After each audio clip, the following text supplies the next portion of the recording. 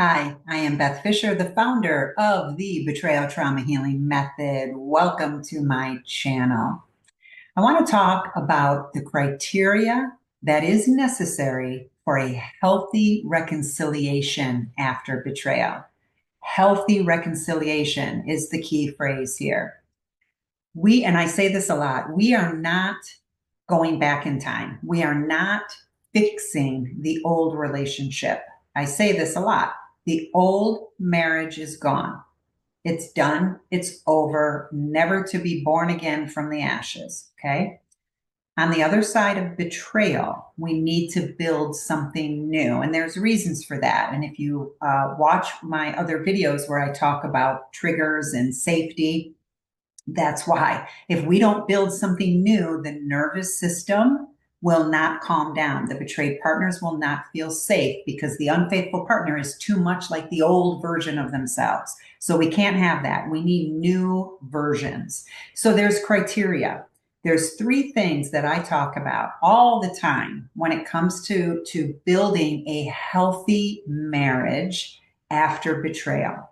Three parts. Number one, the betrayed partner needs healing support, period. The betrayed partner is suffering from trauma, PTSD. If the unfaithful partner does not understand that, then the betrayed partner is going to get stuck. He or she is not going to be in an environment that understands his or her pain, his or her trauma. So the betrayed partner needs to be in an environment that is knowledgeable, that is trauma informed. Okay. I say that a lot. Trauma informed therapy. That's why all of the coaches here at Healing Families, we are all trauma informed. Trauma informed care, TIC, is crucial for the betrayed partner because he or she is in a trauma state. A trauma state basically means that their nervous system is completely dysregulated. The heart is racing, the stomach is dropping, digestion is turned off, there's tension, stress hormones, cortisol, all kinds of things happening physiologically within the body. The healing that must happen for the betrayed partner is all around safety, calming the nervous system down. If the nervous system and the brain detect any threats, any dangers out there in the environment, then the betrayed partner's nervous system is going to stay like this, completely wired, completely dysregulated. So the betrayed partner's journey here, this reconciliation journey, is all about their own healing, their own regulation.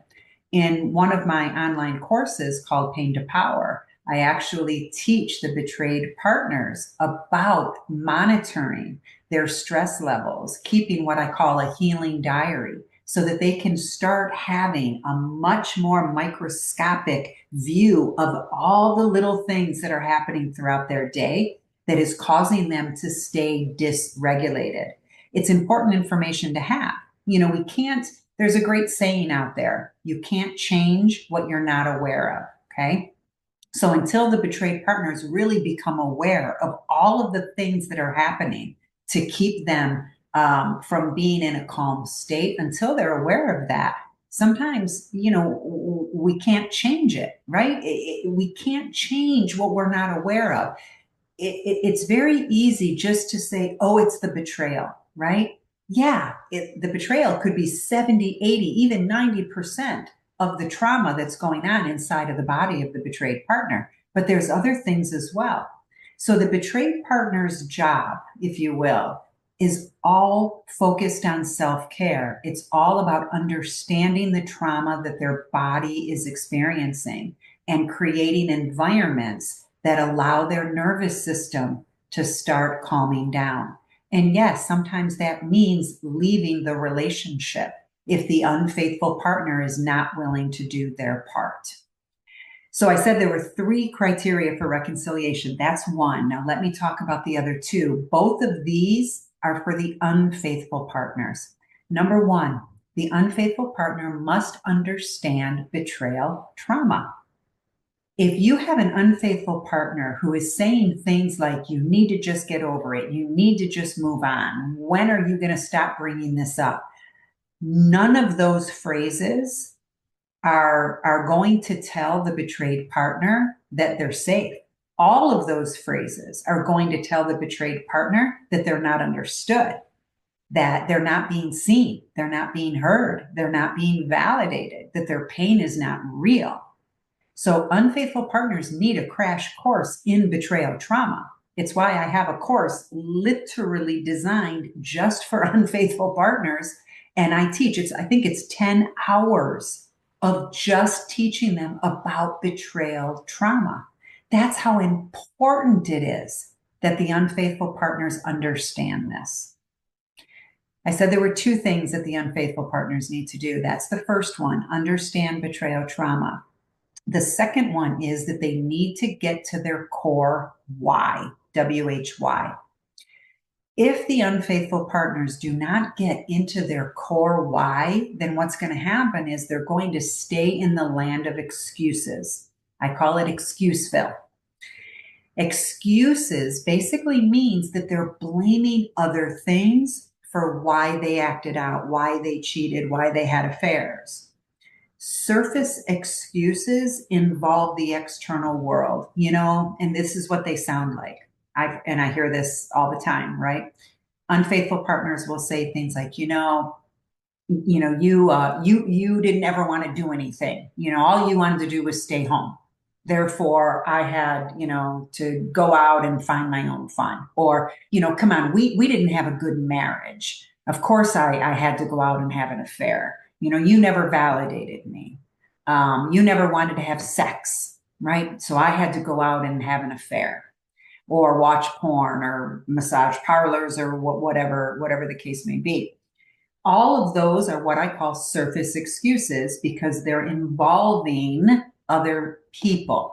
They're using pronouns like you, we, our, they, her, him. Those are all external. And that's how, when I'm talking with an unfaithful partner, as soon as I hear one of those pronouns, I'm like, oh, yep, boy, we got a lot of work to do here. The core reason has to only have the pronoun I. That's it. I. I did this because I. Now, the fill in the blank after the I is where the individual therapy comes into play. And that's the unfaithful partner's job. So they have to get deeper than these surface excuses.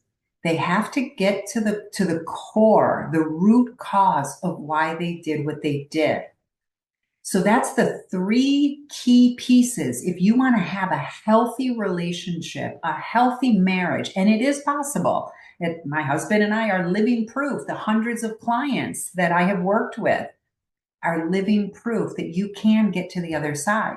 But we have to transform our lives first. Betrayed partners need to heal.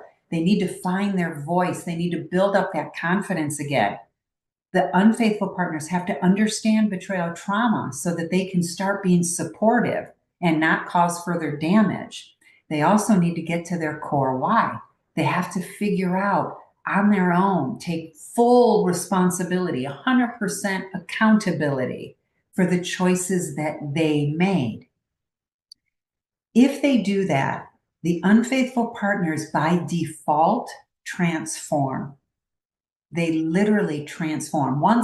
I'll back up a little bit and say, once the whole truth is out, and then they get to that core why, they become a new version of themselves. And it's that new version that the betrayed partner's nervous system starts to see. The betrayed partner's nervous system then starts saying, okay, you're a different person. You're not the same person who hurt me. Without that transition, the betrayed partner is going to stay stuck because the nervous system is not going to calm down.